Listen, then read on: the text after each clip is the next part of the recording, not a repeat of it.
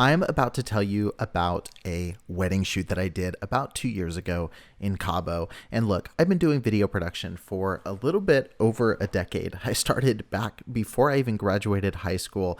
And with all that time shooting all over the world, all over the country, doing promotional videos for nonprofits, doing commercials, the one thing that I've always struggled to enjoy is weddings because there is so much stress. There is so much tension. There's so much need to get the perfect shot. And you could literally miss 3 or 4 seconds. That helps ruin your product. But I have to say, out of the very few weddings that I've said yes to shoot, this one was a total blast. I want to show you a couple clips from this wedding, and then I want to show you how I got them. It's going to shock you. And don't worry, this is not a video where I'm selling you a preset. This is not a video where I'm going to break down anything that you need to order from me, any courses, anything like that. This is purely just educational, and I hope you really appreciate the content in this episode. If you want to support, just hit the subscribe button. I'm going to be releasing a lot more content talking about my process, some of the products and projects that I've worked on in the past, whether it be video, graphic design, podcasting. So if you want to support this, you want to say thank you for this free advice, go ahead and hit that subscribe button. But for now, let me show you a couple clips from this wedding and then give you a little bit of shocking news about it. Look at these flares. Look at the bokeh. Good speed ramp there. So look at this image right here. I want you to look at this beautiful bokeh that's here in the background. I want you to look at the beautiful soft focus here on the candle, the wedding cake. Look at all of that right there. Great colors.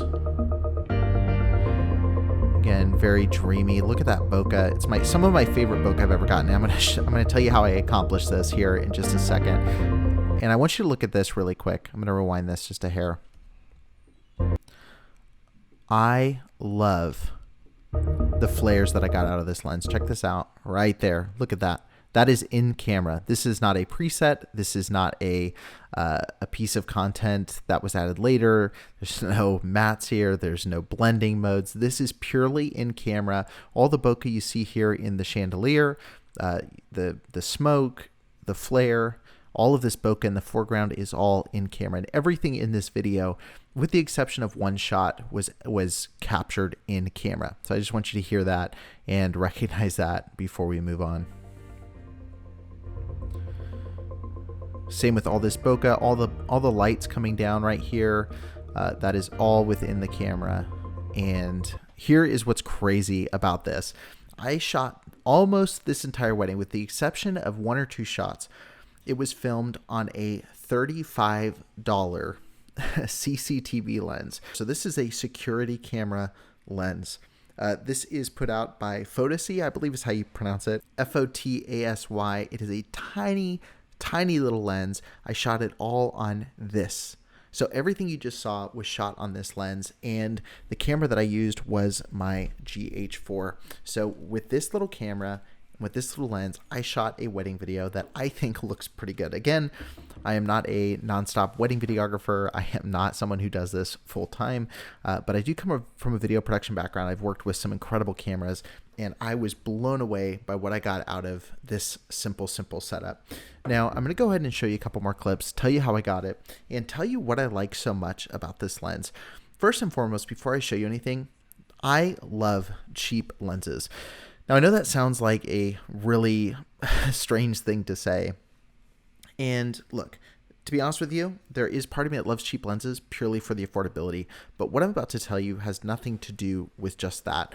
You see, I used to work with a video production company, and I spent about 2 years there. I've worked freelance for quite a few projects, and I've shot with incredible gear. I've shot with the Red camera. I've shot with the Canon C100. I've shot with some of the best, Canon cine glass. I've worked with a lot of the Rokinon cine glass that's available. So I've worked with some incredible lenses, some of the Sigma art lenses, some great stuff. But I've always been drawn to these really inexpensive, cheap lenses. I literally had adapters so I could use stuff like this on some very high-end cameras. So one of the ones I used to use a lot was the Helios lens. It was a Russian lens, and it's known for having imperfections on the glass. This is not the Helios lens, but just showing you, like in the front of the lens, it has a lot of imperfections. So you get this very unique bokeh, but that was a go-to lens for me. I had the Sigma 50-500. I had the Canon 24-105. I had some great lenses, but I always found myself resorting to these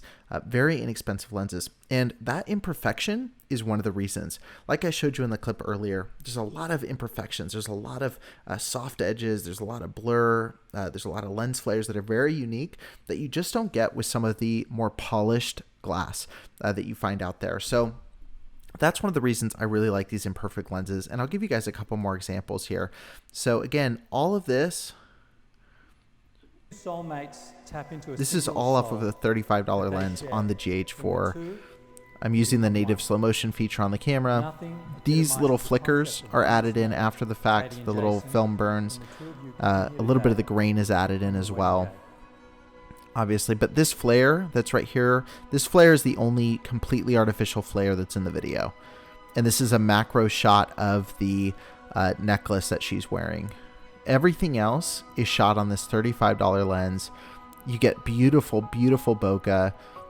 Really shallow depth of field, and gives it a very cinematic look.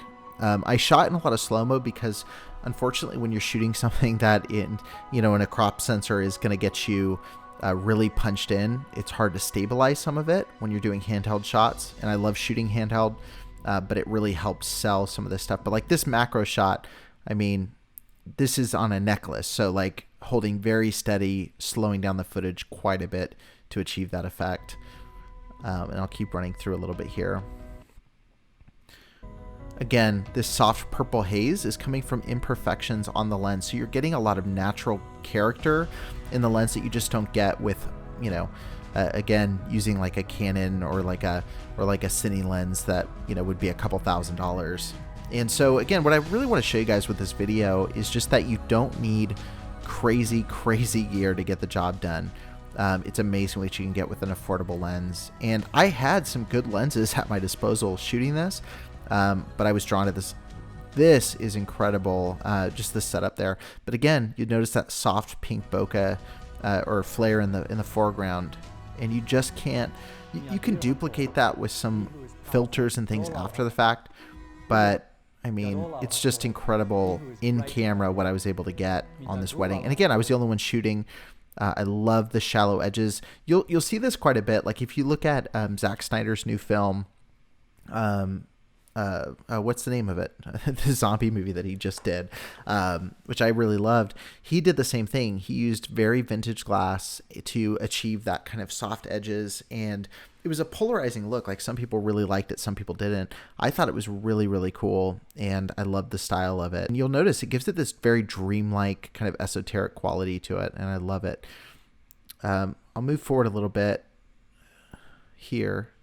Again, this is all just, this bokeh is absolutely amazing. Really dreamlike quality. That those flares, again, all in camera and captured on this lens.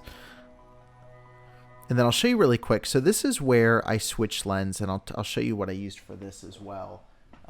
Actually, I don't think I have it on here, but I'll drop a clip. The only shot in here that was not shot on that lens was this one. This was a Steadicam shot. It was one of the only ones I did that night. And this is shot on the Rokinon. It's a 8.5 millimeter fisheye lens.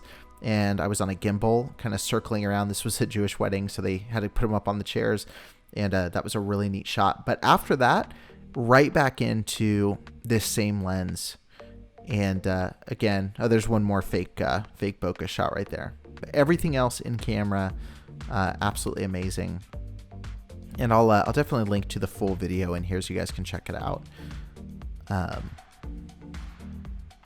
Love all those soft edges. But yeah, so it's just a really cool lens. This is $35 on Amazon. It's got a micro four thirds adapter on it, so you can link it up to your camera. So it just comes with one of these. You can set it up to your gh4 or whatever micro four thirds camera that you have. But it's well worth investing in. And I think that's my big takeaway on this would be, you do not need to go out and invest thousands of dollars in equipment to achieve a really cool, unique look. And again, I say unique because one of the benefits of using glass that is a little bit older or a little bit unique like that is that it gives you a personalized style. It gives you something that just can't be mimicked by somebody who is trying to capture all the Instagram aesthetic that people usually go for. And so it's a really, really fascinating kind of example of just using what's at your disposal. For this specific wedding, I was helping out a buddy, didn't want to rent out a lens kit and things like that. And I ended up, even though I own some nicer lenses, being able to jump into a lens like this and run and gun with it all day. This one outperformed my other ones actually in the low light that was there at the wedding. It was absolutely amazing, and was really, really a big fan of how it performed for me. So let me know what you guys think. What do you guys think about the footage I got out of this little lens? Let me know, and let me know if you have any more questions about this. I'd really like to hear your perspective, and would love to know what you guys think about this specific lens. Again, for those of you who might wonder, this is a 1.7 aperture. That's why it outperforms so well. It's also why you get such amazing bokeh out of it. But what do you guys think? Should we shoot more weddings in the style of Zack Snyder? Or should we go for some of the more trusted glass? Curious to hear your thoughts. Drop a comment below, and I'll have a link to this lens in the comments if you want to buy it. Try it out for yourself. It's well worth your time and worth checking out. All right, guys, thanks so much for watching, and I'll see you in the next video.